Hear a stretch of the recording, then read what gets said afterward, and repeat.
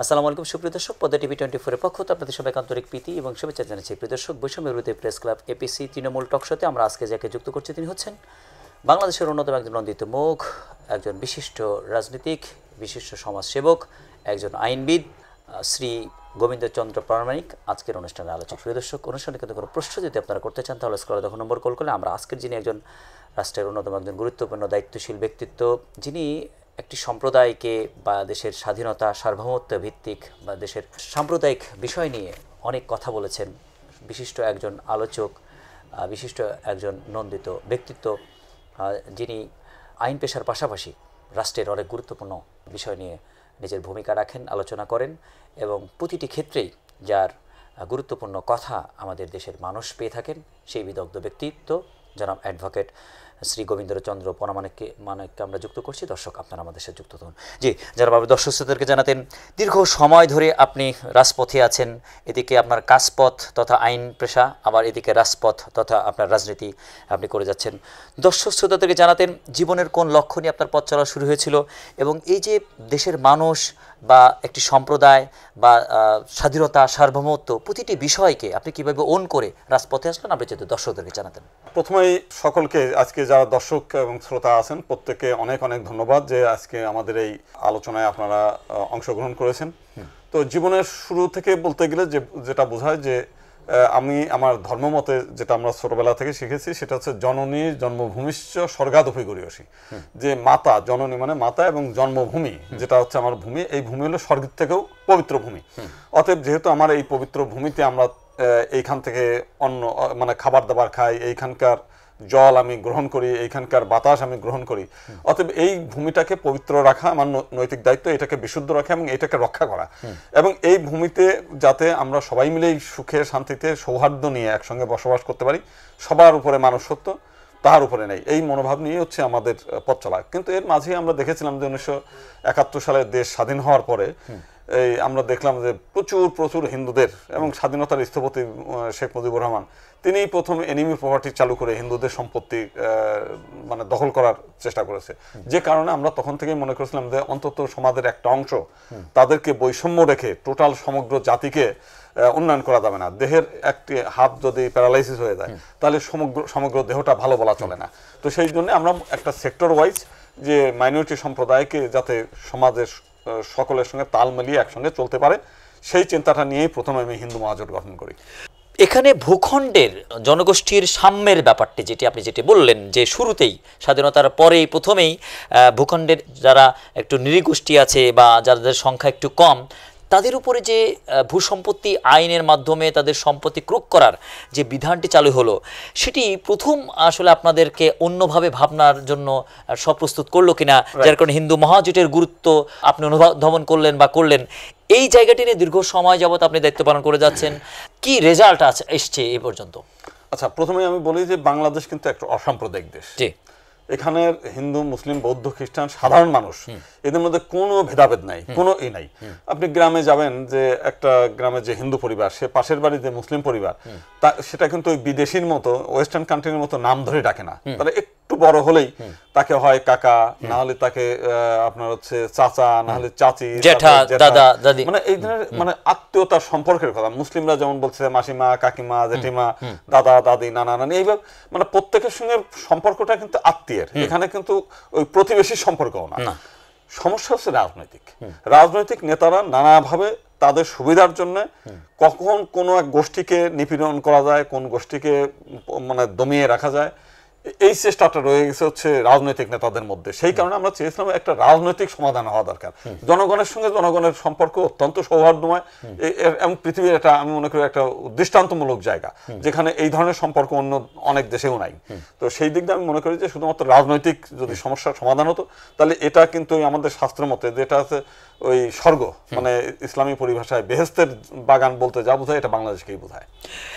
আপনি দীর্ঘ সময় আপনার রাজনৈতিক দেখা চর্চায় আপনাদেরকে সুবিধা দেবে, আপনাদের অধিকার বাস্তবায়ন করে দেবে বলে আপনাদের কাছে ভোট চেয়ে, আপনাদের থেকে ভোট নিয়ে সংসদে যে সরকার গঠন করে অনেক কিছু ইতিহাসে হয়েছে 53 বছরে। 53 বছরের চিত্রে আপনাদের হিন্দু সম্প্রদায়ের জন্য আসলে কারা বেশি আন্তরিক ছিল বা কাদের পার্সেন্টেজটা আপনি কি বেশি আকারে দেখেছেন? শুনেন, হিন্দুরা ব্ল্যাকমেইলের শিকার।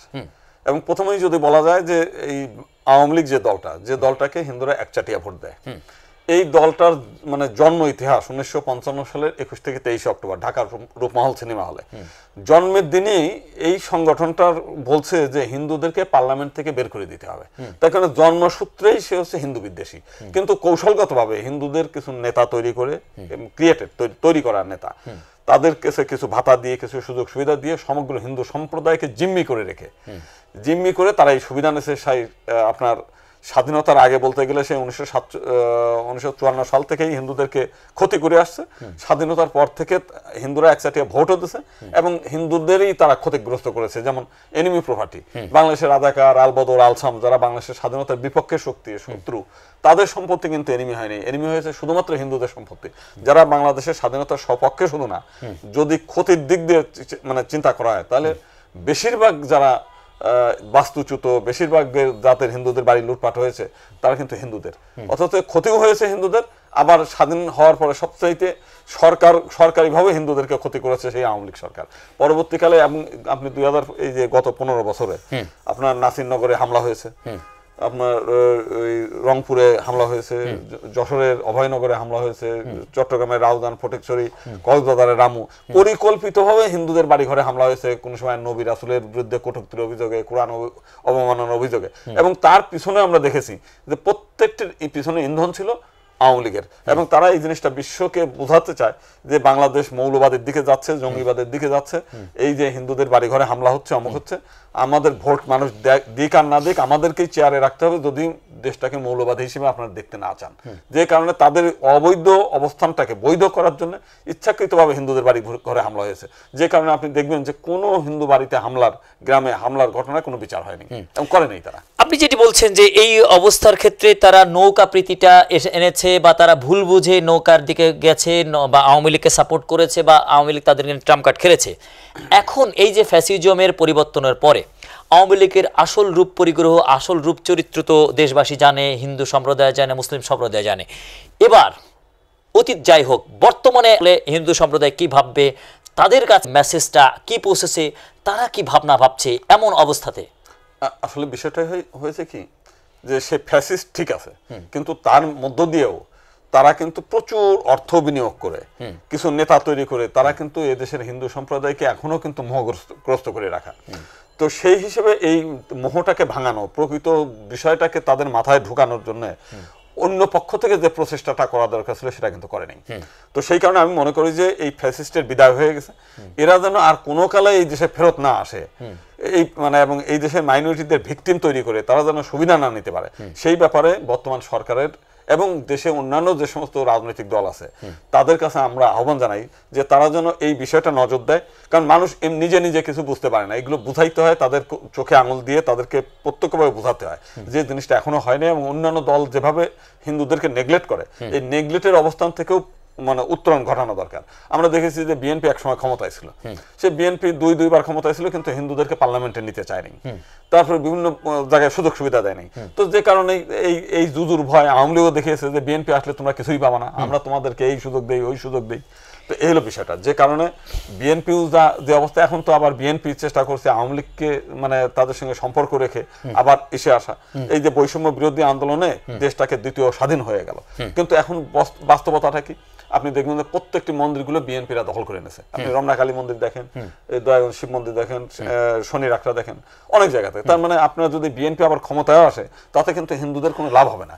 আমি মনে করি সেই কারণেই এই বৈষম্য বিরোধী যারা আন্দোলন করেছে, যাদের আত্মত্যাগ, যাদের কঠিন শ্রমে আজকে এই দেশটাকে মানে ত্যাগ তিতিক্ষার জন্য দেশটাকে নতুনভাবে উপস্থাপন হয়েছে, আমরা মনে করি তাদের এই চেতনাটাকে ধরে রাখতে গেলে তাদের একটা বড় ধরনের উদ্যোগ নেওয়া উচিত, যাতে এই এক ফ্যাসিবাদ গেছে আর এক ফ্যাসিবাদ এসে যেন ক্ষমতার না বসতে পারে। উদ্যোগের মধ্যে সংস্কারের আলোচনা চলছে, বেশ কিছু সংস্কার কমিশন অনেক বিষয়ে সংস্কার করেছেন।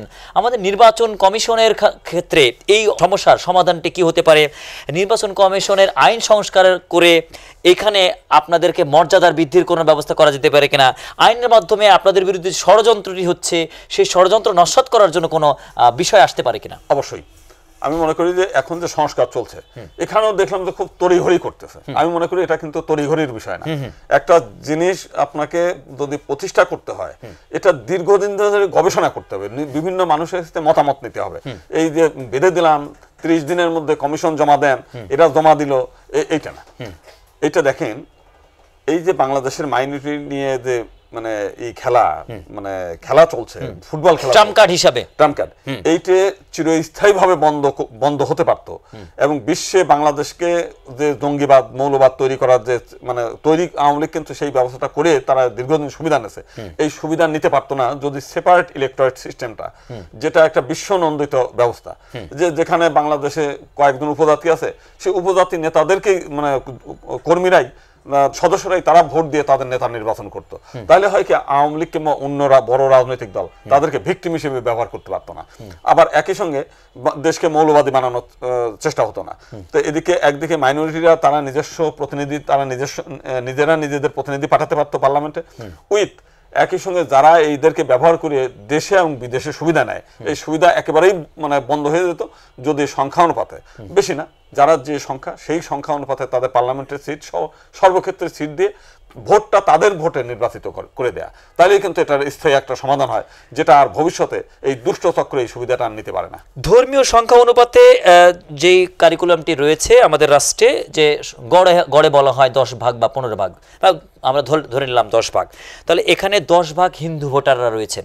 10 ভাগ হিন্দু ভোটাররা তারা কি করবেন, তাদের ধর্মের কোনো ব্যক্তি প্রতিনিধিত্ব করবেন, তাকে তারা ভোট দিবেন এবং তারা পার্লামেন্টে করবেন।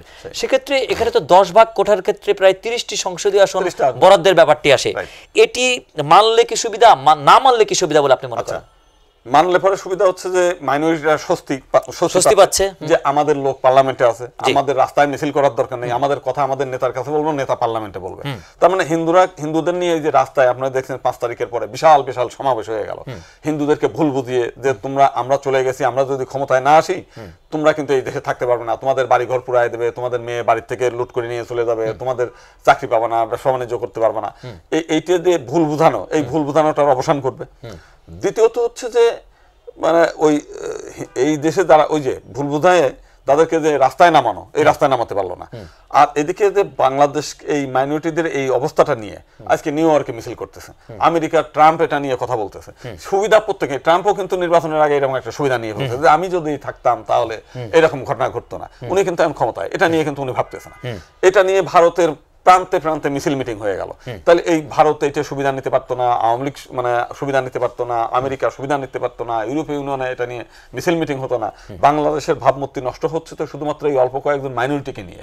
অতএব মাইনরিটিদের দাবি সেপারেট ইলেক্টোরেট করে দিলে একবার স্থায়ী একটা সমাধান, দেশের ভাবমূর্তি যেমন উজ্জ্বল থাকে, দেশের মধ্যে হানাহানি না থাকলে দেশের দ্রুত উন্নতি ঘটে এবং বহির্বিশ্বে বাংলাদেশের যে মানমর্যাদা সেটা আরো বেশি হয়। দাদা, আপনি যেটি বলছেন তার কিছু একটা স্যাম্পল কিন্তু আমাদের রয়েছে। আমাদের পার্বত্য অঞ্চলে কিন্তু 3টি সংসদীয় আসন রয়েছে, একটি জেলা একটি সংসদীয় আসন, এবং সেখানকার যারা প্রতিনিধিত্ব করছেন তারা কিন্তু ওই আদিবাসী গোষ্ঠী তারা প্রতিনিধিত্ব করেন।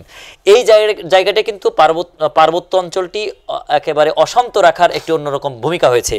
এটারই যদি অঞ্চল ভিত্তিক আমরা যেমন দেখতে পাই যে আওয়ামী লীগ কিছু কিছু জায়গায় যারা যে সমস্ত জায়গায় সংখ্যালঘু ভোট বেশি আছে বা হিন্দু ধর্মে ভোটাররা বেশি আছে, সেই সব জায়গায় তারা একেবারে মানে নিজেদের আসন গেড়ে নিয়েছে বলে মনে করেন। এই ট্রাম্প কার্ডে আওয়ামী লীগ যারা নিজেদেরকে আবার ফিরিয়ে আনতে চায় বা যে ট্রাম্প কার্ডটা অন্য রাজনৈতিক দল বিএনপি এটাকে কাজে লাগাতে চায়, তাদের জন্য কিভাবে বুমেরাং হবে বলে মনে করেন? আমি একটা উদাহরণ দিই। জি, আপনার আওয়ামী লীগের যিনি প্রধান শেখ হাসিনার কোটালীপাড়া সিটে এখনো পর্যন্ত হিন্দু আছে 60%-এর উপরে। যদি এই 60% ভোটটাকে একটু আলাদা করে দেন তাহলে ওখানে 40% মুসলিম থাকবে। এই 40% মুসলিমের মধ্যে অন্তত 35% মুসলিম কিন্তু আপনার হচ্ছে বিএনপি, জামাতে ইসলামী, তারপর ইসলামী আন্দোলন, এই দলগুলোর। কমিউনিস্ট পার্টি কিছু আছে, এগুলো বাদ দিলে পরে আওয়ামী লীগের সর্বোচ্চ থাকবে ওখানে 3 থেকে 4% ভোট। তার মানে আওয়ামী লীগ যারা এই যে মানে আবার যে ফ্যাসিবাদ আসার ঢোকার চেষ্টা করছে, এর কোনো কিছুই দরকার হবে না, শুধুমাত্র মাইনরিটিটা আলাদা করে দিলে আপনার শেখ হাসিনার সিটে যেমন, শেখ হেলালের সিট তেমন, অন্যান্য মানে শেখ সেলিমের সিট ওই রকম, প্রত্যেকটি সিটগুলো এই শেখ পরিবারের একেবারে চিরকালের জন্য আপনার হলো কি বলে একটা কবরস্থান বানানো হয়ে যায় এইটা থেকে। আর জীবনে কোনোদিন তারা এই সুবিধাও নিতে পারবে না, তারা এই সুযোগও পাবে না। তো আমি মনে করি যে ফ্যাসিবাদকে রুখে দেওয়ার এটাও কিন্তু একটা কৌশল। আপনার এই কৌশলটা নিলে মাইনরিটিটা কিছু মানে পাবে, কিন্তু একই দিকে আপনার ফ্যাসিবাদ রুখার একটা বড় হাতিয়ার হিসেবে ব্যবহার হতে পারে এটা। ভারত পার্শ্ববর্তী রাষ্ট্র, তারা আমাদের দেশ নিয়ে অনেক ব্যাপারে মাথা ঘামায় বা কখনো কখনো তারা এটা নিয়ে অনেক রাজনৈতিক ভূমিকাও রাখেন, নেপথ্যে ভূমিকা বা ওপেন ভূমিকা, অনেক ভূমিকায় তাদের দেখতে পাই। একটি দলকে তারা যেভাবে পেট্রোনাইজ করছেন, পেট্রোনাইজ করে পুরো 18 কোটি মানুষের কাছে যে রাষ্ট্র বীতশ্রদ্ধ হচ্ছে, ঘৃণার পাত্র হচ্ছে, এই জায়গাটা নিয়ে আসলে ভারত রাষ্ট্রের আসলে কি ভাবনা ভাবা উচিত? বিষয়টা হলো ভারতীয় মানে আপনি দেখবেন যে যদি একটা মানে গাছের বাগান থাকে, ওই বাগানগুলোর গাছগুলো খুব সরল হয়ে যায় একা একা এসের দিকে। তো আপনি পাশের গাছগুলো কেটে দিলে সামান্য বাতাসে ওটা হেলে যায়। কিন্তু রাস্তার পাশ দিয়ে যে গাছগুলো লাগানো হয়, যার পাশে আর কোনো গাছ নাই, সেটা কিন্তু ওই ট্রাকের ঘাই বাসের ঘাই গুতায় খেয়ে এমনই শক্ত হয় যে ওইটা কিন্তু ঝড়ে ভাঙে না। তো বিষয় হচ্ছে যে ভারতের এই যে নেতারা, এরা দীর্ঘদিন আরামায়েশে থাকতে থাকতে এদের বুদ্ধি এবং মেধার কোনো বিকাশ ঘটে নাই। আমরা দেখলাম যে তাদের যে ভুল পররাষ্ট্রনীতি, এই ভুল পররাষ্ট্রনীতির জন্য যে বাংলাদেশ ক্ষতিগ্রস্ত হয়েছে তা না। বাংলাদেশের 99% মানুষ এখন ভারত বিরোধী এবং ভারতকে ঘৃণার চোখে দেখে, এবং এটার কারণ হচ্ছে ভারত। তারা নিজেরাই মানে এই শেখ হাসিনা কর্তৃক ব্ল্যাকমেইলের শিকার। শেখ হাসিনা এতটাই চতুর যে ভারতকে বুঝাইছে যে আমরা যদি এই ক্ষমতায় না থাকি আপনার 7 সিস্টার থাকবে না, এবং ওরা ওদের মাথার মধ্যে ওইটাই ঢুকেছিল দীর্ঘদিন। আমি তাদের বড় বড় নেতাদের সঙ্গে আলাপ করে সেইটাই বুঝছি। দেখেন এখন কিন্তু শেখ হাসিনা নাই, প্রায় বছরখানেক হয়ে যাচ্ছে। 7 সিস্টার নিয়ে কেউ কোনো কথা বলে? 7 সিস্টার কেউ দখল করেছে? তারা বলছিল যে আজকে আমরা থাকবো না, কালকে 7 সিস্টার দখল হয়ে যাবে। বাস্তবতা হচ্ছে যে বাংলাদেশের জনগণ এরা এতটাই কর্মঠ এবং এতটাই দেশপ্রেমিক যে এখানকার বিজ্ঞানীরা প্রতিদিন নতুন নতুন কি ধানের বীজ উৎপাদন করবে, কি টমেটোর বীজ নতুন করবে, তারা সেটা নিয়ে ব্যস্ত, গবেষণার ব্যস্ত। বাংলাদেশের প্রায় 1.5 কোটি মানুষ হচ্ছে বিদেশের থেকে ওইখানে যোদ্ধা হিসেবে লড়াই করছে, ওইখানেই খায়, ওইখানেই থাকে, ওইখানেই পায়খানা প্রস্রাব করে, শুধু টাকা পাঠায় বাংলাদেশে, যেটা পৃথিবীর কোনো দেশে এরকম একটা ঘটনা নাই। তাইলে আজকে এই বাংলাদেশের জনগণ এতটাই কর্মঠ, তো অথচ ভারত একটা দেশ যাদের উচিত ছিল যে মানে সারা পৃথিবীতে তাদের সুনাম বর্ধন করা, যেহেতু তারা একটা বড় দেশ, কিন্তু তারা তাদের কর্মকাণ্ডের ফলেই, তাদের নির্বুদ্ধিতার কারণে আজকে কিন্তু বিশ্বের বহু দেশ তাদেরকে ঘৃণার চোখে দেখে, বাংলাদেশ তো ঘৃণার চোখে দেখে। এবং সর্বশেষ যে আপনি যদি একটা উদাহরণ দেই, বাংলাদেশ থেকে পৃথিবীর 1.5 কোটি, বিভিন্ন দেশ থেকে 1.5 কোটি মানুষ আয় রোজগার করে বাংলাদেশে টাকা পাঠায়, রাইট?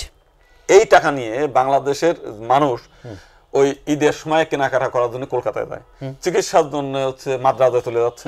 বাংলাদেশের মিলিয়ন মিলিয়ন ডলার প্রতি মাসে ভারতকে উপহার দিচ্ছে বাংলাদেশের জনগণ।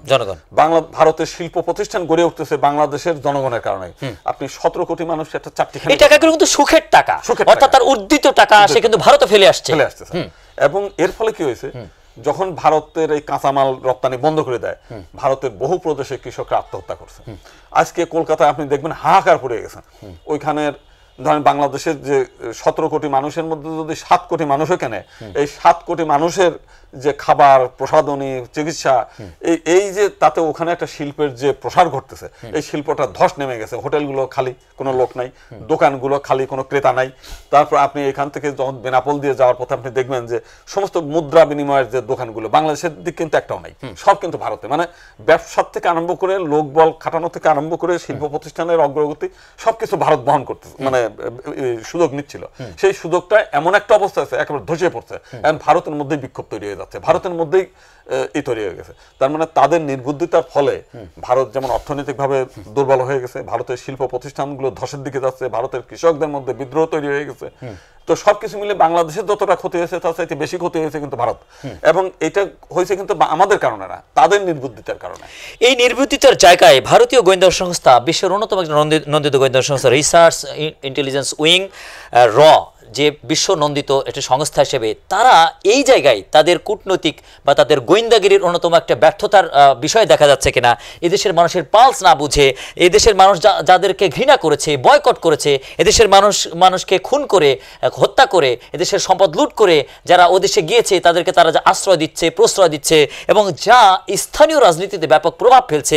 বিজেপির রাজনীতি কিন্তু প্রচণ্ড টালমাটাল অবস্থা, এটি দেশের সারা বিশ্বের মানুষ জানবে। সবার চোখ কান খুললেও ভারতীয় গোয়েন্দা সংস্থার চোখ কান আর একটু কবে খুলবে বলে আপনি মনে করেন? শোনেন, নির্বোধ শুধুমাত্র ওখানকার নেতারা না, নির্বোধ নেতা মানে ওদের গোয়েন্দারাই ওই নেতাদেরও নির্বোধ তৈরি করছে, আর এই গোয়েন্দারা হচ্ছে বাংলা শেখ হাসিনা তাদেরকে নির্বোধ তৈরি করছে।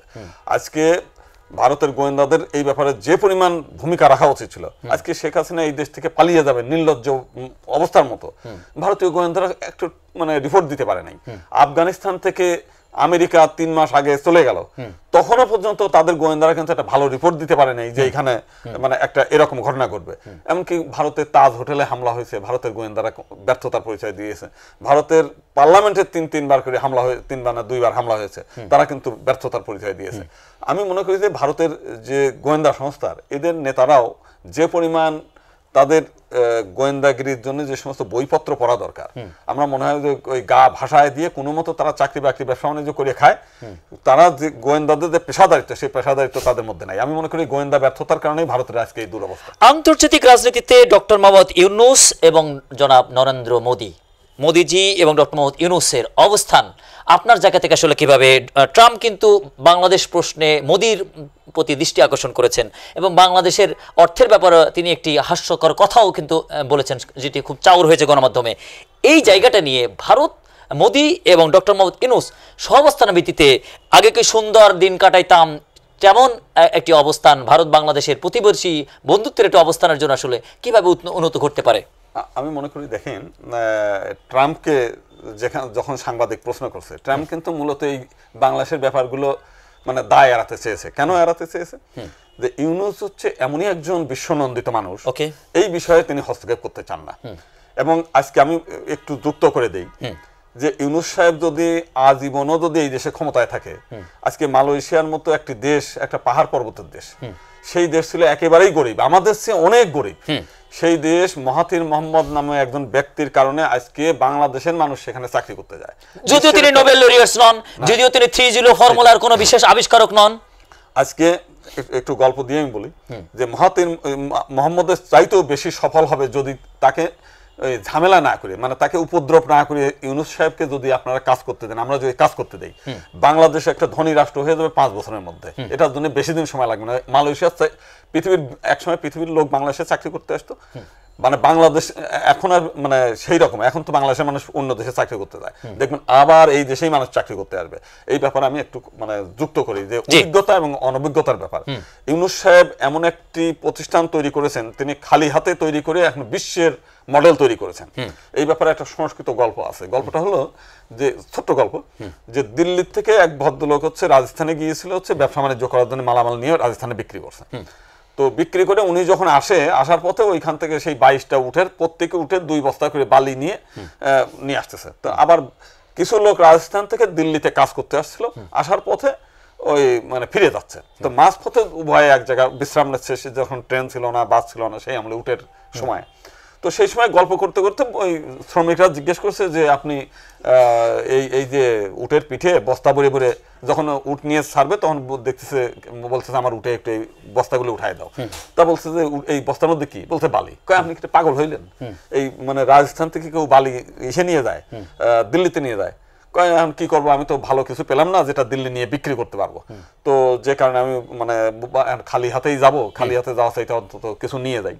তা বলছে যে আপনি আসলেই নির্বোধ, আপনি বড় ব্যবসায়ী হইলেও আপনার উচিত এই মানে বালি ফেলে দিয়ে এই উটের পিঠে চড়ে আপনি বরং 30 দিনের রাস্তা আপনি 3 দিনে দিল্লি পৌঁছাবেন, ওখানে যে ব্যবসা বাণিজ্য করবেন, আর উটগুলোরে খামাখাই কষ্ট দিয়ে বালি টানার দরকার নাই, আপনার দিল্লির আশপাশ দিয়ে প্রচুর নদীতে প্রচুর বালি আছে, এই ফেলে থুয়ে যান। তা বললো যে না, তোমার বুদ্ধিটা তো খুব মানে চৌকস বুদ্ধি, আমার খুব মনে লাগছে। তো এখন তোমার একটু অভিজ্ঞতা আমি জানি যে তোমরা এসে গেছিলে কেন, তোমরা কি করো? বলছে আমরা শ্রমিক, দিল্লিতে গেছিলাম কাজের সন্ধানে। তা বলছে তো কি হলো? বলে যে আমরা কাজ পাইনি তাই ফিরে আসছে। বলছে যে ব্যর্থ লোকের কথা তো আমি শুনি না, আমি জীবনে যারা সফল, আপনি নিজের জীবনে যেটা অ্যাপ্লাই করতে পারেন নাই আপনার বুদ্ধি, তো আপনার বুদ্ধি নিজের জীবনে যেহেতু আপনি সাকসেসফুল হতে পারেন নাই, অতএব আপনার এই বুদ্ধি আমি কাজে নেবো না, আমার নিজের জীবনে যাই করছি আমি সফল। তো উনি বলে যাই মানে বালির বস্তায় আমি বালি নিয়ে যাবো, আমার মাথায় যেটা ঢুকছে ওইটা নিয়ে যাবো। উনি বালি নিয়ে আসছেন দিল্লিতে রেখে দিয়েছে বালির ইসের মধ্যে, দীর্ঘদিন এটা নিয়ে খেয়াল নেই। হঠাৎ করে নাসিরউদ্দিন দিল্লির সম্রাট, তার ছেলের হচ্ছে গায়ে রস, মানে আরামে খাইতে খাইতে রস জমে গেছে এবং কবিরাজ বলছে যে এটা আর সারবে না, এটা সারতে গেলে আপনার ওই যে রাজস্থানের যে শুষ্ক বালি, ওই বালি হচ্ছে বিছানার উপরে এক হাত পুরো করে মানে করে তার উপর বিছানা দিয়ে শুয়ে থাকতে হবে 1 মাস। শুইলে পরে তাহলে পরে আপনার ওই রসটা বালিতে চুষে নিয়ে যাবে, তখন হলো আপনার হবে। তো বলছে যে আমি এই রাজস্থানের বালি পাবো কোথায়, ওখানে তো যাইতে এবং আসতেই তো আমরা 2 মাস সময় লাগবে। বলে যে অতদিনে আপনার ছেলে বাঁচবে না, আপনার ছেলে 2-3 দিনের মধ্যে মারা যাবে যদি এখনই ব্যবস্থা না করেন। তা বলছে তাহলে আমি বালি পাবো কোথায়? বলছে দিল্লিতে অন্তত একটা ঢোল পিটায় দেন, দিল্লিতে পাওয়া যায় না এমন কিছু নাই। তো দিল্লিতে উনি ঢোল পিটায় দিল যে রাজস্থানে বালি দিতে পারবে, যত টাকা লাগে আমি দেবো, আমার ছেলের বাঁচানো চাই। তো তখন সেই বালি যে ফেলে রাখছিল ও বললো যে বালি আমার কাছে আছে, কিন্তু বালির দাম দিতে হবে, মানে এমন দাম চাইলেও যে অন্তত তার 10,000 গুণ বেশি দাম চাই বসে। উনার রাজা তার নিজের ছেলে বাঁচানোর জন্য বালি নিবে, তো সেই কারণে বালি কিনে নিয়ে তার ছেলের বাঁচাইছে। তো বিষয়টা হচ্ছে বিচক্ষণ ব্যক্তি এবং যাদের জীবনে সাকসেসফুল, তাদের যদি আপাত দৃষ্টিতে মনেও হয় যে তারা ভুল করতেছে, তবুও সেই ভুলটাকেই মেনে নিতে হবে যাতে তারা সাকসেসফুল হয়। আমি মনে করি আপনার ইউনূস সাহেব তার ব্যক্তি জীবনে সফল, আমি মনে করি দেশ তিনি সফলতার মানে উচ্চতর অবস্থানে নিয়ে যেতে সক্ষম। ভুল ত্রুটি যদি মানুষের চোখে 2-1 দেখে, কিন্তু আমাদের দেশের ক্ষমতা লিপসুরা যেভাবে ডক্টর মোহাম্মদ ইউনূসের মতো এরকম বিদগ্ধ নেতৃত্ব পেয়ে যারা সারা বিশ্বে যিনি নন্দিত, যার কারণে শ্রমবাজার কি পরিমাণে আমাদের বেড়ে যাচ্ছে, সারা বিশ্বে যারা শ্রমিকরা রয়েছেন যারা যেভাবে সম্মানিত হচ্ছেন, সেই জায়গায় ডক্টর মোহাম্মদ ইউনূসকে সরানোর জন্য তিনি দ্রুত নির্বাচন দিয়ে অন্য কাউকে ক্ষমতা যাওয়ার সুযোগ করে দিবেন আর তিনি চুপচাপ চলে যাবেন, এই ধরনের কথা যারা বলতে চান তারা কি স্বার্থ ছাড়া আর কিছু চোখে দেখেন না? জ্ঞানীর মূল্য কি তারা কবে বুঝবেন? ডক্টর মোহাম্মদ ইউনূসের মতো বিদগ্ধ ব্যক্তিকে একেবারে আমৃত্যু বা অনন্তকালের জন্য প্রচেষ্টা করে তার মাধ্যম দিয়ে সফলতা লুফে নেওয়াটা অতীব গুরুত্বপূর্ণ কিনা? বৈষম্যবিরোধী ছাত্র আন্দোলন যারা জীবন দিয়েছে রাজপথে, এই আন্দোলনের প্রধান স্টেক যারা ডক্টর মোহাম্মদ ইউনূসকে করেছেন, লালন করেছেন, যারা ডক্টর মোহাম্মদ ইউনূসকে প্রধান উপদেষ্টা দায়িত্বের জন্য তারাই প্রধান ভূমিকা পালন করেছেন, তাদের দৃষ্টিতে একজন ডক্টর মোহাম্মদ ইউনূস আসলে যেভাবে আছেন, সেক্ষেত্রে তারা যা চাচ্ছেন সেই চাওয়ার ক্ষেত্রে আপনার অভিমত? আমি তো মনে করি যে বৈষম্য বিরোধী আন্দোলনে যে নতুন তারা একটা রাজনৈতিক দল খুলছে আর কি, আমি তো মনে করি তার প্রধান করা উচিত ইউনূস সাহেবকে। কারণ ওই যে অভিজ্ঞ লোক না থাকলে তাদের তো বিশ্বে কেউ চেনে না। এই নতুন যারা আছে তাদের অনেক ত্যাগ আছে, অনেক তিতিক্ষা আছে, কিন্তু সবসময় নিয়ম হলো যে রাজনৈতিক দল, আমি যতই বলি যে পারিবারিক তন্ত্র দরকার নাই, রাজতন্ত্র দরকার নাই, গণতন্ত্র, কিন্তু তারপরেও ব্যক্তি ইমেজ একটা বড় ইমেজ। আমরা দেখছি ভারতে তারা কিন্তু এটা প্রথমেই করে নেয় যে কে মানে ওই যে কয়েকটি অমুক দল নির্বাচিত হলে প্রধানমন্ত্রী হবে কে, মানে এটা নিয়েও প্রশ্ন ওঠে। যে কারণে একজন ব্যক্তিকে যাকে সামনে রেখে আন্দোলন করা যায়, যাকে সামনে রেখে দল করা যায়, অনেক দল কিন্তু আপনার ওই বনসাইয়ের মতো মানে কোনোদিন বড় হতে পারে না। আমরা দেখছি কমিউনিস্ট পার্টি টাটি অনেক জ্ঞানী, তারা কিন্তু প্রচুর জ্ঞানী, বনসাই দল ওই মানে সেই এখন 20 বছর আগেও যা ছিল এখনো তাই আছে, বড় হতে পারে না। কেন পারে না? আইকনিক পারসন থাকে না। আপনার এই বৈষম্য বিরোধী আন্দোলনের যে দলটা গঠন করছে, যদি ইউনূস সাহেবকে যদি না রাখতে পারে, আপনি দেখবেন ওরা ওই বৈষম্য মানে ওই কি বনসাই দল হয়ে যাবে। এখনই বোঝা যাচ্ছে, গণমাধ্যমের খবর আমরা দেখছি যে নেতৃত্ব নিয়ে টানাপোড়েন চলছে। আমি হব সভাপতি, আমি হব সেক্রেটারি, বা আমি হব জয়েন্ট সেক্রেটারি, এরকম নিয়ে টানাপোড়েনগুলি চলছে। প্রধান নেতৃত্ব নিয়ে যে সমস্যাগুলি চলছে, ডক্টর মোহাম্মদ ইউনূসের এক্ষেত্রে চুপচাপ থাকা উচিত নাকি তাকে একেবারে স্টিয়ারিং হুইলটা ধরা উচিত? না, ইউনূস সাহেব তার নিজে বলতে পারে না যে আমাকে নেন, এটা তো উচিত ছিল যে জনগণেরই তাকে ধরে, যে আপনি যেহেতু দেশের দায়িত্বটা নিয়েছেন এবং দেশে অল্প দিনের মধ্যেই তো মোটামুটি একটা ভালো পজিশন উনি নিয়েছেন, যে প্রচুর ষড়যন্ত্র থাকার পরেও। এবং আমার তো মনে হয় পাশের দেশ সহ অন্য দেশ মনে করছিল যে পাল্টা গণ অভ্যুত্থান হবে, পাল্টা কু হবে, এবং সেটা খুব মানে সতর্ক হস্তে মানে কৌশলগত হস্তে উনি দমন করেছেন এবং নিয়ন্ত্রণ নিতে পেরেছেন। এবং দেশের মধ্যে একটা ভালো পরিবেশ অলরেডি তৈরি হয়ে গেছে। এখন বাজারে গেলে সিন্ডিকেট অনেকটাই নাই, সবজির বাজার থেকে আরম্ভ করে সবাই স্বস্তির নিঃশ্বাস ফেলছে। তো সব দিক দিয়ে আমি মনে করি যে জনগণেরই উচিত হলো তাকে চেপে ধরা। বৃদ্ধ মানুষ আর কতদিন বাঁচবেন, দেশটাকে উনি যেন কিছু দিয়ে যান, যেহেতু সারা পৃথিবীর মানুষ ওনাকে অত্যন্ত সম্মানের চোখে দেখে। আমরা দেখছি বিভিন্ন জায়গায় গেলে পরে মানে অনেকে হয় কি যে ওই বিশ্ব দরবারে যখন যায় প্রত্যেকটি মানুষ উনি গেলে পরে সবাই দাঁড়িয়ে যায়। তো এইরকম একটা লোক তো সারা পৃথিবীতে আর কোথাও নাই, কোনো দেশে নাই। তো অতএব এই লোকটাকে কোনো মতেই হাতছাড়া করা উচিত না। আমি মনে করি এই লোকটাকে রেখে দেওয়া উচিত, জনগণ চেপে ধরে হাতে ধরেই তাকে রাখা উচিত। চাইবেন না প্রতিটি রেভলিউশন থেকে যেভাবে নেতৃত্বগুলি পরবর্তীতে গণতান্ত্রণ হয়েছে, কিভাবে রাজনৈতিক হচ্ছে, তার একটি খণ্ডচিত্র। 1975 সালে 7 নভেম্বর শহীদ প্রেসিডেন্ট জিয়া রহমানকে রাষ্ট্রনায়কত্ব দেওয়া হয়, প্রধান সামরিক প্রশাসক। সময়ের সাথে সাথে 3টি বছর সময় নিয়ে চিন্তা ভাবনা করে অবশেষে ক্লিন চিফ হিসাবে তিনি কিন্তু বাংলাদেশ জাতীয়তাবাদী দল বিএনপি প্রতিষ্ঠা করেন এমনকি এই রাজনৈতিক দলের মাধ্যমেই তিনি তার সকল কিছু ক্লিন চিপ করে নন্দিত ব্যক্তিত্ব হন। 1982 সালে 24 মার্চ জনাব হোসেন মোহাম্মদ এরশাদ ক্ষমতা দখল করার পরে তিনি ক্লিন চিপ হিসেবে কিন্তু রাজনীতিটা বেছে নিয়েছেন। ক্লিন চিপ হিসাবে তত্ত্বাবধায়ক সরকারের সময় ডক্টর মঈনুদ্দিন এবং ডক্টর ফখরুদ্দিন তারা রাজনৈতিক দল না করার কারণে এদেশের মাটিতে তারা এখন আর নাই। এক্ষেত্রে ডক্টর মোহাম্মদ ইউনূস যেভাবে আওয়ামী লীগ দ্বারা নিষ্পেষিত ছিলেন, নিপীড়িত ছিলেন, নিজের এজলাসে উঠতে গেলে লিফট পর্যন্ত যাকে দেওয়া হতো না, নিগৃহীত যে ব্যক্তি করা হয়েছে, তিনি দায়িত্ব যতই ভালো পালন করেন তার ক্ষেত্রে তো ক্লিন চিপের অনেক ব্যাপার থাকবে। সেক্ষেত্রে রাজনৈতিক দল ডক্টর মোহাম্মদ ইউনূসের মতো বিদগ্ধ জনের জন্য অত্যন্ত গুরুত্বপূর্ণ ক্লিন চিপের অপশন কিনা? আমি শোনেন, মূল বিষয়টা ইউনূস সাহেব এখান থেকে বিদেশে চলে গেলে ইউনূসকে কেউ আটকাইতে পারবে না, সেটা বিষয় না। কিন্তু ইউনূস সাহেবের সঙ্গে এখন যারা আছে দেশ পরিচালক, এরা কিন্তু কেউ রেহাই পাবে না যদি এদের দল না থাকে এবং এদের যদি ওই সামনের যে নির্বাচনের পরে যে দলটা ক্ষমতা নিবে কিংবা অন্য যেভাবেই ক্ষমতা নিক, তারা যদি ক্লিন শিট না দেয় তাহলে ভবিষ্যতের জন্য এদের জন্য একটা ভয়াবহ অবস্থা তৈরি হবে।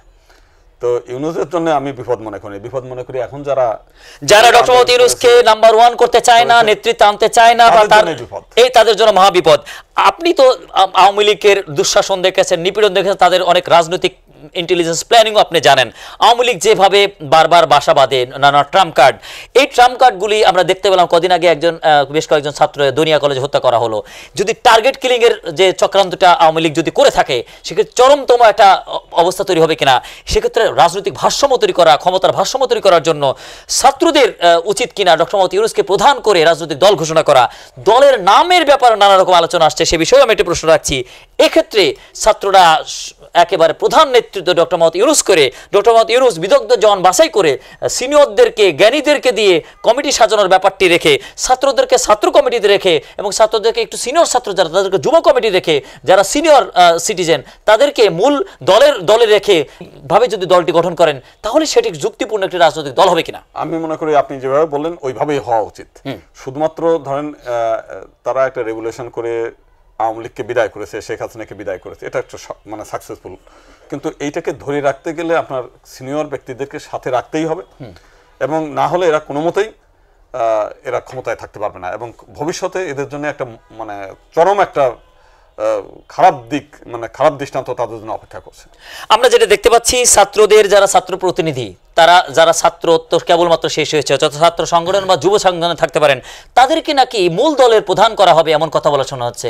এটি কত বড় সাংঘর্ষিক বা কত বড় নির্বুদ্ধিতার পরিচয় বলে আপনি মনে করেন? নির্বুদ্ধিতা, এবং এটা এই আবেগ তো আর সবসময় চলে না, আবেগ কিছু সময়ের জন্য চলে। আপনি 5 তারিখের যে ঘটনা, ওই রকম এখন ডাক দিলে অত লোক আসবে না, ওই আবেগটা আসবে না। তো যেহেতু আসবে না, সেহেতু সাধারণ জনগণ কতটা মেনে নেবে কতটা মেনে নেবে না, ছাত্রদেরকে ছাত্র হিসেবেই থাকতে হবে। এই ব্যাপারে রবীন্দ্রনাথের একটা গল্প ছিল, সে হচ্ছে গল্প মানে ওই বাচ্চা বাচ্চা বলতেছে আমি যদি বুড়ো হইতাম ইচ্ছা পূরণ, আর বুড়ো বাবা বলছে আমি যদি বাচ্চা হইতাম। তো ওই মানে দুইজনের ইচ্ছাটা ঈশ্বর পূরণ করে দিয়েছে। পূরণ করার পরে ওই বুড়োর মনটা হয়ে গেছে বাচ্চার মতো, সে লাফায়, এখান থেকে লাফতে যায়, ওইখানে লাফতে যায়, কিন্তু দেখা গেল তার হাত পা ভেঙে সে পঙ্গু হয়ে গেছে। মানে তার মন হলো বাচ্চা, কিন্তু হলো তার দেহ তার বাচ্চা হয়নি। তো সেই রকমই আমাদের এই ছাত্ররা যারা আছে, এরা একটা ভালো সফলতা আনছে, সবই আনছে, ঠিকই আছে, কিন্তু এখন যদি মনে করে আমি দলের প্রধান, আমি ছাড়া অন্য কেউ নাই, এটা বাজারে খুব একটা খাবে বলে মনে হয় না। এরকম মনে হয় না, অলরেডি সব জায়গাতে আমরা তো যতটা শুনি, আলোচনা শুনি, তাদেরকে ওই গ্রহণযোগ্যতা মানুষ নিতে চায় না।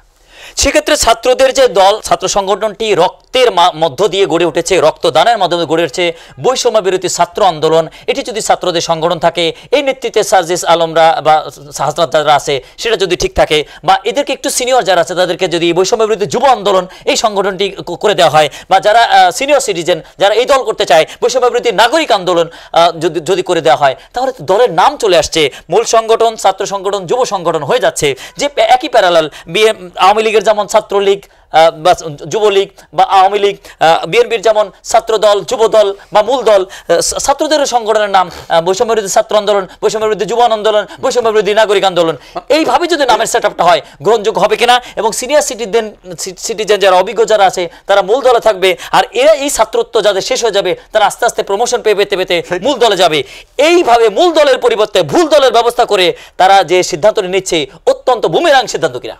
আমি মনে করি ওই রকমই। এর মাঝে জনপ্রশাসন মন্ত্রণালয়ে একটা হচ্ছে সাংবাদিক সম্মেলন হচ্ছিল, তো সেখানে বয়স্ক কয়েকজন দেখলাম যে তারা বসে আছে, তার মধ্যে একটা ছাত্র, সে ওই তাদেরকে কিছু উপদেশমূলক সাংবাদিকদের বলতে গেছে যে পড়াশোনা করে আসতে হবে।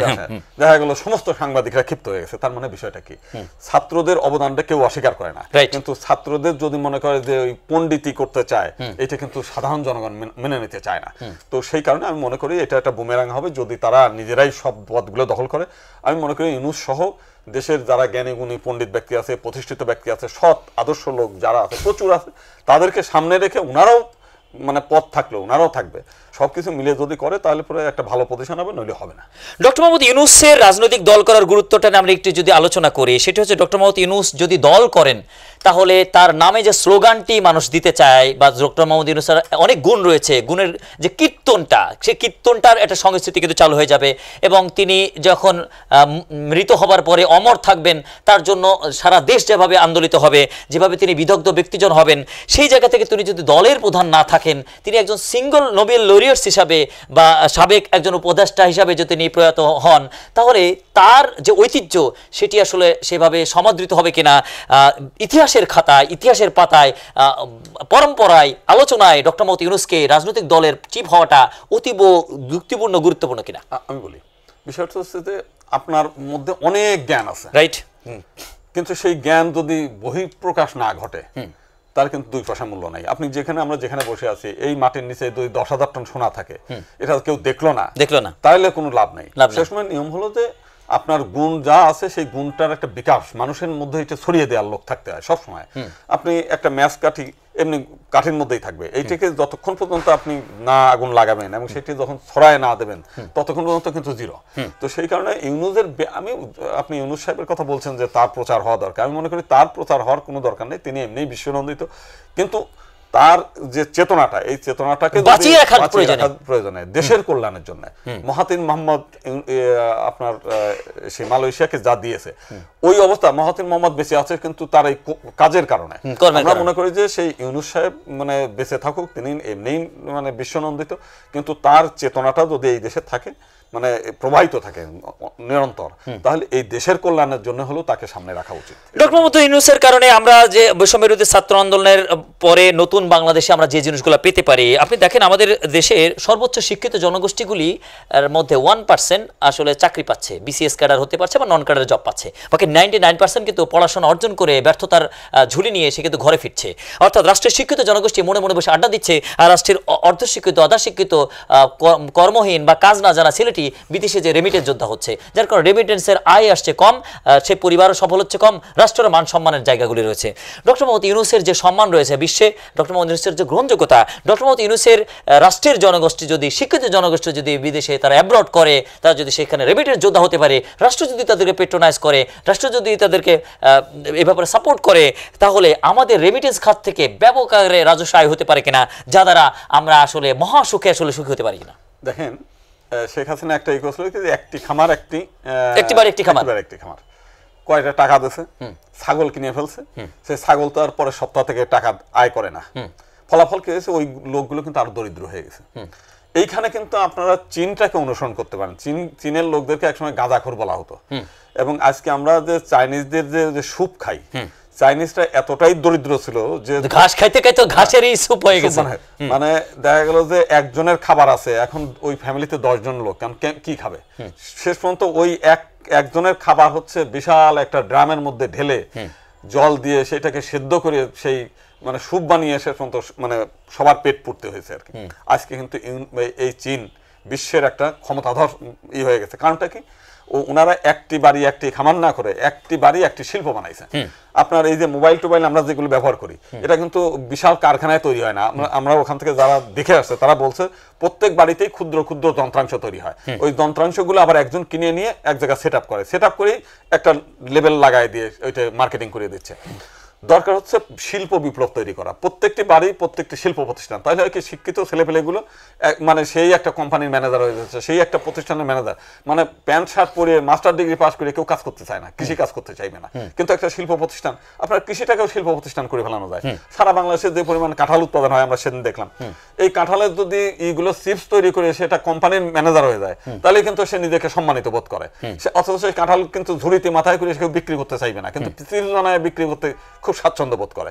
তা আমি মনে করি যে এই জিনিসটা আসলে হয় কি বিচক্ষণ ব্যক্তি লাগে। দাদা, এই ব্যাপারে আপনি যে কথাগুলি বললেন, এই ব্যাপারে রাষ্ট্র যদি আপনার কাছ থেকে পরামর্শ চায়, রাষ্ট্র যদি আপনাকে দায়িত্বশীল করে, আপনার দায়িত্বের জায়গায় এই জায়গাগুলি নিয়ে কিভাবে অ্যাড্রেস করে বিশ্ব নন্দিত ব্যক্তিত্ব ডক্টর মোহাম্মদ ইউনূসকে সামনে রেখে রাষ্ট্রের কিভাবে প্রভূত কল্যাণ করা সম্ভব, রাজস্ব আয় বাড়ানোর ক্ষেত্রে আপনি এই একটিকে আরো কিভাবে ক্যামোফ্লাইজ করে কাজ করবেন বলে? অবশ্যই আমরা মনে করি যে এই দেশ আমাদের সবার, এই দেশ যদি উন্নতি হয় তাহলে এই উন্নতির সুফল আমরা ভোগ করি। অতএব এই দেশকে যত দ্রুত, যত মানে যেহেতু একটা ছোট দেশ কিন্তু জনসংখ্যা বেশি, তো এই জনসংখ্যাকে মানে কাজে লাগানোর জন্য আমাদের উচিত হবে যে বুদ্ধি দিয়ে, পরামর্শ দিয়ে, শ্রম দিয়ে এই দেশের সর্বক্ষেত্রে যাতে উন্নয়ন ঘটে। ইউনূস সরকার না, যে কোনো সরকারই যে আমাদের কাছে সেটা দাবি করলে পরে অবশ্যই আমরা সেটা দেওয়ার জন্য প্রস্তুত আছি। ভারতের একটি সংগঠন আমাদের দেশে ব্যাপক আকার ম্যাচাকার করে গেল এবং তাদের বিরুদ্ধে কিন্তু ব্যাপক আন্দোলন হয়েছে। হিন্দু মহাজোটের একজন মুখপাত্র হিসেবে আপনি অনেক কথা বলেছেন। ইসকন এ দেশের যা করেছে, ইসকনের যে ব্যাপারটি দেশের মানুষের সেন্টিমেন্টের জায়গায় পৌঁছে গেছে, হিন্দু মহাজোটের আসলে প্রধান বার্তা কি? ইসকন আসলে কি? ইসকন আসলে কিছুই না, এটাও একটা জুজুর ভয় দেখানো। জুজুর ভয়, জুজুর ভয়। ইসকনের কাজটা কি? ইসকনের কাজ হচ্ছে মানুষজন ধরিয়ে নিয়ে যায় তার মন্দিরের মধ্যে একটা মালা ধরিয়ে দেয় যে এটা নিয়ে সারাদিন কৃষ্ণ নাম জপ করো। এতে হচ্ছে যে মানে সেই লোকটার যে অন্যায় অত্যাচার ইসের মধ্যে যে রুখে দাঁড়ানোর যে মানসিকতা, অত্যাচার অনাচারের মধ্যে সেই মানসিকতাটা তার দুর্বল হয়ে সে আত্মকেন্দ্রিক হয়ে যাচ্ছে, মানে শুধুমাত্র পরকালের ভাবনা নিয়ে থাকে। এইটা এই ইউনূসের মানে আপনার ইসকনের বিরুদ্ধে এই অপপ্রচার পিছনে কারণটা হলো যে ইসকন থেকে বহিষ্কৃত একজন ব্যক্তি সে কয়েকটা বড় বড় আন্দোলন করেছে, যে কারণে তার দায়ভার পড়েছে ইসকনের। ইসকন কিন্তু এই বাহ্যিক জগৎ নিয়ে তাদের কোনো মানে এই নাই, চিন্তা নাই। তাদের চিন্তা পরকাল নিয়ে, শুধুমাত্র নাম জপ কীর্তন আর হচ্ছে নাম মানে তীর্থভ্রমণ এইখানে ওখানে এইটার মধ্যেই সীমাবদ্ধ। তো সেই কারণে ইসকন নিয়ে ভাবনার কিছু নাই। ইসকন যেটা করছে তাদের নিয়ে চিন্তা করে নিজেদের সময় নষ্ট করা ছাড়া কিছুই না। কিন্তু ইসকনের নাম ব্যবহার করে দুষ্ট চক্র যেন দেশের মধ্যে একটা বিশৃঙ্খলা সৃষ্টি না করতে পারে, সেই ব্যাপারে সরকারের উচিত ছিল মানে আগে থেকেই, যদিও এখন কন্ট্রোলে, আগে থেকে এটা ব্যবস্থা নেওয়া। এবং এখনো পর্যন্ত কিন্তু একটা গ্রুপ সক্রিয় আছে যে ইসকন যেহেতু একটা বিশ্বব্যাপী সংস্থা, ইসকনের এখানে কিছু ঘটাইলে পরে বিশ্বব্যাপী এটা নিয়ে দেশের ভাবমূর্তি নষ্ট করা, দেশের নষ্ট করা, দুষ্টচক্র কিন্তু এই কাজটাই খুব সূক্ষ্মভাবে এবং চতুরভাবে এই কাজটাই করছিল যে ইসকনের একজন বহিষ্কৃত হোক আর যাই হোক ওই ড্রেস পরা একটা লোকের রাস্তায় নামাতে পারলে সারা বিশ্বরে খেপানো যাবে, এবং তারা কিন্তু অনেকটাই সফল। তো সেইটা যাতে ভবিষ্যতে না করতে পারে সেটা সরকারের সচেতন থাকা উচিত এবং দেশের হিন্দু সম্প্রদায়ের সচেতন থাকা উচিত, জানে এই সমস্ত দুষ্ট চক্রের ফাঁদে যেন পা না দেয়। আগামী নির্বাচন নিয়ে ব্যাপক আলোচনা ডক্টর মোহাম্মদ ইউনূসের সরকার নির্বাচন দিন রাজপথে নানা রকম রাজনৈতিক দল কথা বলছে। হিন্দু মহাজোটের একজন প্রতিনিধিত্ব হিসাবে, একজন নেতৃত্ব হিসাবে আগামী নির্বাচনের প্রেক্ষাপটটি নিয়ে আপনি কি ভাবছেন? যদিও কিছু আলোচনা হয়েছে, তারপর সার্বিকভাবে আগামী নির্বাচনের প্ল্যাটফর্মটি কেমন হলে সার্বজনীনভাবে স্বীকৃত হবে এবং অবাধ ভোটাধিকারের একটি পরিবেশ আসলে নিশ্চিত হবে বলে মনে করেন? আমি মনে করি সেই মানে বৈষম্যর যে বিরোধী আন্দোলনের যে ঝড়, সেই ঝড় এখনো থামে নেই। দুষ্টচক্র ষড়যন্ত্রকারীরা গ্রামে গঞ্জে মাঠে ময়দানে এখনো দুষ্টচক্র করে আছে। এখনই নির্বাচন দিলে দেখবেন ওরাই বিভিন্ন ভোট কেন্দ্রে বোমা মেরে মানে খুন করে মানে লাঠি করে, দেখেন তাদের সেই ইমোশনটা এখনো থামে নাই। আমি মনে করি নির্বাচনে একটু পিছিয়ে দিয়ে 2-4 বছর সময় নিয়ে এই পরিবেশটাকে ঠান্ডা করে একটা সুস্থির করে সংস্কারগুলো আরো ভালো বিচক্ষণ লোক নিয়ে আরো যাচাই বাছাই করে আরো গণমানুষের মতামত নিয়ে, এই যে 10টা সংস্কার কমিটি হয়েছে, জনগণের কাছে কিন্তু তারা আপিল করে নাই যে আপনারা এই যে আমরা খাতা কলম নিয়ে ঝুড়ি নিয়ে বসে আছি আপনাদের মতামত দেন। জানেই না আমরাই একটা মানে সংবিধান সংস্কার কমিটি হয়ে গেল, আমরা একটা কথাও বলতে পারলাম না। আমাদের মতো সচেতন মানুষ যদি কথা না বলতে পারে তাহলে জনগণ তো এখনো কথা বলতে পারে নাই। আমি মনে করি এই সংস্কার কমিটিদের আবারও বসার জন্য আবারও সময় দিয়ে সংস্কার কমিশনের সংস্কার দরকার, এই কথাটি হয়তো যে কোনো মুহূর্তে উঠে আসতে পারে। এক্ষেত্রে এইটি অবিলম্বে আসলে থামানো দরকার কিনা? সংস্কার কমিশনের সংস্কারিতের ক্ষেত্রে আরো পরিধি বাড়ানো দরকার কিনা? অবশ্যই সংস্কার পরিধিও বাড়ানো দরকার, এটা আরো যাচাই বাছাই করা দরকার। আপনি যে সংস্কারের প্রস্তাবনা আসছে আমি মনে করি এটা জনগণের মানে এই সম্পূর্ণ কি বলে চিন্তা চেতনার বহিঃপ্রকাশ ঘটে নাই। এটা আরো সময় নিয়ে, দীর্ঘ সময় নিয়ে যাচাই বাছাই করে সংবিধান সংস্কার করা দরকার, নির্বাচন পদ্ধতি সংস্কার করা দরকার, তারপরে হচ্ছে স্থানীয় সরকার পদ্ধতি সংস্কার করা দরকার। আর প্রথম পর্যায়ে কিছু লোক থাকবেই, মানে তাদের মধ্যে দীর্ঘদিন না খাওয়ার একটা চিন্তা আছে না, এখনই খাই ভাব, এখনই লুটপাট করার ভাব, তারা এখনই চাইবে যে আজকেই ক্ষমতায় বসে যাই। অথচ শেখ হাসিনা থাকলে ওই 41 সাল পর্যন্ত কিন্তু তাদের অপেক্ষা করতে হতো। অথচ এখন তারা ক্ষমতা পাচ্ছে, তাদের মামলা মোকদ্দমা উঠে যাচ্ছে, তারা স্বস্তিতে ঘুরে বেড়াচ্ছে, কিন্তু এখনই তারা খাইতে চায়। আমি মনে করি তারা এই এক শ্রেণীর লোক যারা খাওয়ার চিন্তা থাকে তারা খাইতে চাইবে। তো সেইটার সুযোগ না দিয়ে দেশের কথা যদি ভাবেন, দেশের জনগণের কথা ভাবেন, তাহলে এইটা আরো পরে, এটা আগে সংস্কার হোক, তারপরে একটু মানুষের মধ্যে একটা স্বস্তি ফিরুক, তারপরে একটা নির্বাচনের পরিবেশ তৈরি হোক, এবং সেটাও আগে প্রথম সংসদ নির্বাচন না, আগে স্থানীয় সরকার নির্বাচন না, ইউনিয়ন পরিষদ ওইগুলো দেখে যে কতটা মানে ষড়যন্ত্রকারীরা কতটা সক্রিয় কতটা সক্রিয় না, আগে সেইগুলো নির্বাচন স্থানীয় থেকে শুরু, এখন গ্রাস রুট লেভেল থেকে শুরু করে তারপর সংসদে, আগেই সংসদ নির্বাচন আমি মনে করি না সঠিক হবে। ৬০টি মন্ত্রণালয় রয়েছে, উপদেষ্টা পরিষদ মাত্র হাতে গোনা কজন, একজন উপদেষ্টার দায়িত্বে ৩-৪টি করে মন্ত্রণালয় কিন্তু দায়িত্ব পালন করছেন। এই জায়গাটাই আমরা অনেক অসঙ্গতির চিত্র পাচ্ছি, মেনটেন্যান্সের অনেক জায়গায় পাচ্ছি। কেউ বলছেন যে আর উপদেষ্টা কলেবার বাড়ানো দরকার। আরেকটি জায়গায় রয়েছে অন্তর্বর্তীকালীন সরকার, যেটি ইন্টারিম গভর্নমেন্ট, যেটা সাবেক সংবিধানে নাই, নতুন সংবিধানের একটি কথা রয়েছে। নতুন সংবিধানের ক্ষেত্রে আপনার অভিমত কি? আর সাবেক ক্ষেত্রে তত্ত্বাবধায়ক সরকারের যে বিলটি ছিল সেটি বাতিল করে দেওয়ার কারণে সরকার বাতিল, আবার কিন্তু সেটি পুনঃস্থাপিত হয়েছে। সেক্ষেত্রে অন্তর্বর্তীকালীন সরকারের জায়গা থেকে অবৈধের যে ট্যাগটি, সেটির জায়গা থেকে আবার নতুন করে শপথায়ন বা নতুন করে জাতীয় সরকার বা তত্ত্বাবধায়ক সরকারের জায়গায় আসাটার ক্ষেত্রে যে আলোচনা চলছে, এটাকে আপনি কি মনে ভাবে দেখছেন? আমি প্রথমেই বলি যে এই যে অন্তর্বর্তীকালীন সরকার যেটা, এটা বিলুপ্ত করে আজই যদি সুযোগ থাকে আজই এটা একটা জাতীয় সরকার করা উচিত। কারণ এইটা নিয়ে মানে যেহেতু এটা কোনো শান্তিময় মানে সমাধান নয়, দেশও নয়, একটা গ্রুপ সবসময় চেষ্টা করছে যে নানা অজুহাতে গুজব তৈরি করে মানুষের মধ্যে বিভ্রান্তি তৈরি করে। আমরা ভারতের টিভি চ্যানেলে আমরা দেখেছি, বলছে যে ওনারা তো উপদেষ্টা, উনি কার উপদেশ দেবেন? ওনারা তো প্রধানমন্ত্রী না, ওনারা তো মন্ত্রী না। ঠিকই তো, ওনার উপদেশ বলছে যে শেখ হাসিনা এখনো প্রধানমন্ত্রী, ওনারা জাস্ট উপদেশ হিসেবে কাজ করবে, যতক্ষণ পর্যন্ত শেখ হাসিনা আবার চেয়ারে না বসেন ততক্ষণ পর্যন্ত ওনারা উপদেশই দেবেন, উপদেশ দিয়ে কাজটা করাবেন। তাহলে এই যে মানুষের মধ্যে বিভ্রান্তি তৈরি হয়েছে, যদি প্রথম দিনই আজকে একটা জাতীয় সরকার হতো, এদের উপদেষ্টা নাম না দিয়ে যদি মন্ত্রী থাকতো, কিংবা রাষ্ট্রপতি শাসন থাকতো, কিংবা প্রধানমন্ত্রী থাকতো, তাহলে কিন্তু আজকে এই দুষ্ট চক্র এই ধরনের বিভ্রান্তি তৈরি করতে পারতো না। তো আমি মনে করি যে এই অন্তর্বর্তীকালীন সরকারের নাম চেঞ্জ করে একটা জাতীয় সরকার তৈরি করা উচিত, এবং করে মন্ত্রী পরিষদের পরিধি বাড়ানো, একজন ব্যক্তিকে একটা মন্ত্রণালয় দেন, 10টা 3টা 4টে নিয়ে, ও তো মানে এমনি কতগুলো বৃদ্ধ লোক হচ্ছে, তারা মানে বিচক্ষণ মানুষ, মানে দেশের সবচেয়ে সেরা মানুষ, শারীরিক কাঠামো তো পরিশ্রম করার মতো সেরকম ক্যাপাবল না, তারা ক্যাপাবল না। আর এত পরিমাণ মানুষ, একদিকে মানে বাইরের ষড়যন্ত্র, একদিকে তার কাজ সুষ্ঠুভাবে করা, এই দুটো কাজ করার জন্য মানে বড় বড় মানে একজন 2-3টা মন্ত্রণালয় নিয়ে হিমশিম খাচ্ছে। আমি মনে করি এটা মন্ত্রণালয় প্রত্যেকের আলাদা আলাদা করে দিয়ে ওই 60টি মন্ত্রণালয় 60 জনকে ভাগ করে দিলে, কাজের দেশে তো লোকের অভাব নাই, যোগ্য লোক আছে, তাদেরকে দায়িত্ব দিলে এই দেশের কাজ করা দরকার। অতএব কুক্ষিগত রাখার কোনো দরকার নেই, একজন মানুষ আমার 10টা কাজ মানে করার দরকারটা কি?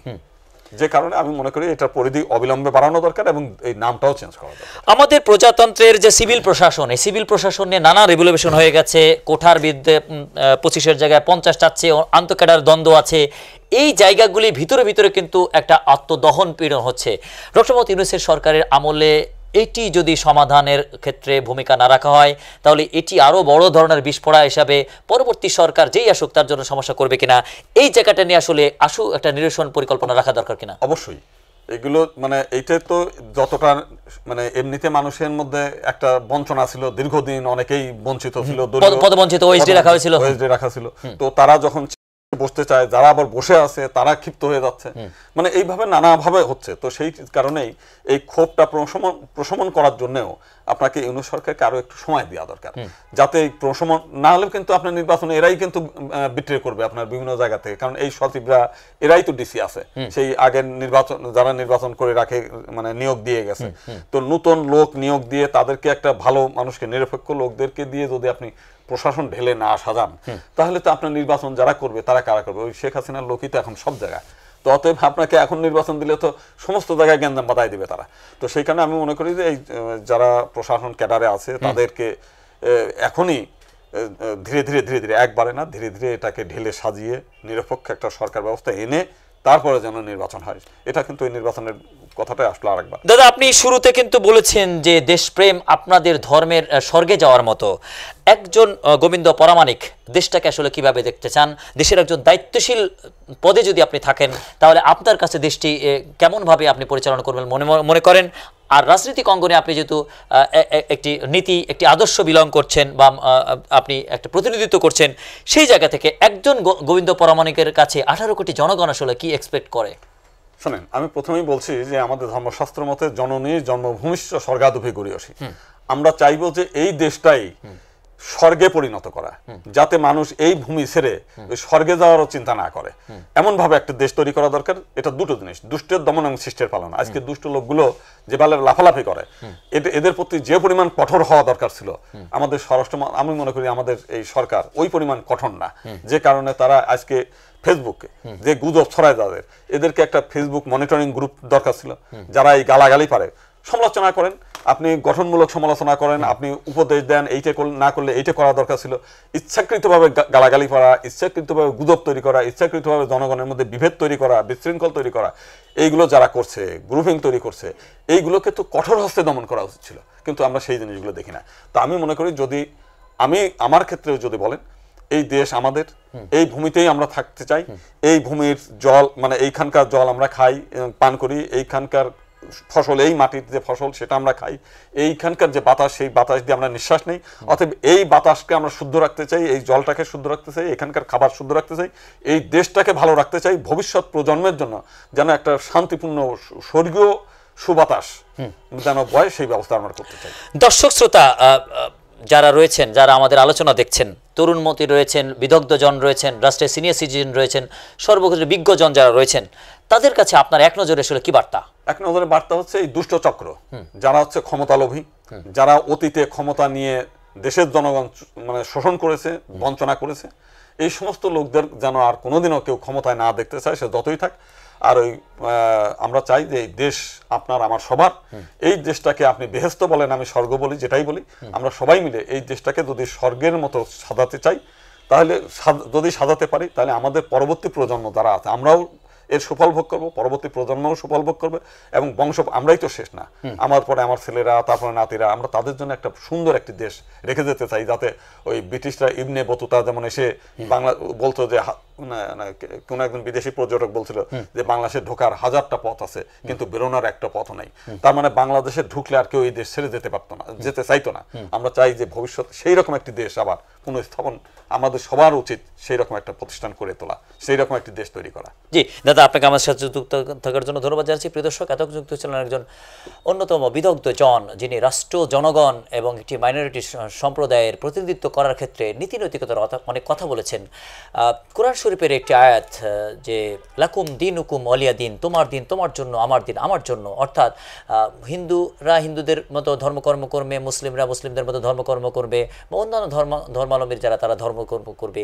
এইভাবেই আবহমান কাল যাবৎ যে সংস্কৃতি চলে আসছে, সেই সংস্কৃতির মুখে বিষ বাষ্প ছুড়ে বারবার একটি গোষ্ঠীকে নানাভাবে পেট্রোনাইজ করে, যে ষড়যন্ত্রগুলি করে ইতিপূর্বে যারা ক্ষমতায়নে ছিলেন, তারা প্রত্যেকে ব্যবহার করে এদের সম্পদ লুট করে এবং এদেরকে ট্রাম্প কার্ড খেলে তাদেরকে সবসময় অসহায় করে, তাদেরকে সবসময় তুচ্ছতাচ্ছিল্য করে, যেভাবে ক্ষমতায়নের যে একটা নেককারজনক ষড়যন্ত্র, সেটি আসলে আশু নিরসন হওয়া দরকার। এবং এটার কারণেই, এই ষড়যন্ত্রের কারণে পার্শ্ববর্তী রাষ্ট্র যারা এই সম্প্রদায়ের এই সংখ্যাগরিষ্ঠ যারা, তারা আবার এদেশের যারা সংখ্যাগরিষ্ঠ তাদেরকে অন্যভাবে দেখার যে একটা চিরাচরিত শত্রুতা বা বিদ্বেষপূর্ণ পরিবেশ ছড়িয়ে পড়েছে, তার আশু নিরসনের কল্পে ডক্টর মোহাম্মদ ইউনূসের মতো বিদগ্ধ জন এবং জনাব মোদি, নরেন্দ্র মোদি, তারা দুজন যদি একটা জায়গায় বসেন, তাহলে ভারত এবং বাংলাদেশের সুসম্পর্ক যেটি আবহমান কাল যাবৎ রয়েছে, সেটি থাকবে। আমাদের দেশের মুক্ত বাজারের ক্ষেত্রে তারা যেমন ভূমিকা রাখে, ভারতের বাজারের ক্ষেত্রে আমরা যেভাবে ভূমিকা রাখি, এই সম্প্রীতির সৌহার্দ্যের বাংলাদেশ প্রত্যাশার ক্ষেত্রে আজকের আলোচক যে কথাগুলি বললেন, আমরা বিভিন্ন বিষয় নিয়ে আলোচনা করেছি। অন্তর্বর্তীকালীন সরকারের কাছে যে মেসেজগুলি দেওয়া হয়েছে সেটিকে গুরুত্ব আরোপ করে, বা ছাত্র জনতা যারা নতুন দল করতে চান তারা তাদের রক্তের দায় যেটি রয়েছে বৈষম্য বিরোধী ছাত্র আন্দোলনের ক্ষেত্রে যারা জীবন দিয়েছেন তাদের ক্ষেত্রে যে দায়গুলি রয়েছে, দায় যারা নিরসন করতে চান তাদের জন্য যে বিষয়গুলো আমরা আলোচনা করেছি সেটি অবিলম্বে বিচার বিশ্লেষণ করে রাষ্ট্র সঠিকভাবে এগোক। আগামী দিনের রাজনীতি হবে একেবারে সৌম্য এবং সাম্যভিত্তিক, সেই প্রত্যাশায় আজকের আলোচককে ধন্যবাদ জানিয়ে দর্শক শ্রোতা আপনাদের সবাইকে ধন্যবাদ জানিয়ে শেষ করছি। সাথে থাকুন। আসসালামু আলাইকুম।